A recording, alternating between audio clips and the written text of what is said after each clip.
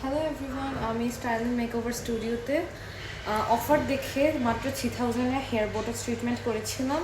And আমার reference ছিল fully একটা ন্যাচারাল হেয়ার, যেটা একটা ন্যাচারালি যদি কারো সিল্কি হেয়ার থেকে থাকে যেরকম দেখায়, আমার চাহিদা ছিল একদমই ওইরকম। And I got it. আমি জাস্ট 2 দিন আগে আজকে হেয়ারটা স্পা করতে আসলাম। জাস্ট ওয়াশ করার পর ন্যাচারাল এয়ারে অথবা একদম ঠান্ডা বাতাসে শুকানোর পরে, that's the result and I am fully satisfied. Okay, so তুমি তো হ্যাপি তাহলে বোঝা যাচ্ছে, তাই তো? So hello everyone. Everyday straightening এর ঝামেলা থেকে আমি জাস্ট মুক্ত হতে যাচ্ছি। আচ্ছা, ও কিন্তু একদম ন্যাচারাল যেন থাকে, খুব বেশি যেন স্ট্রেট হয়ে না যায়। বারবারই বোটক্স করার সময় বলছিল। তো আজকে আমাদের ওয়াশ অফ।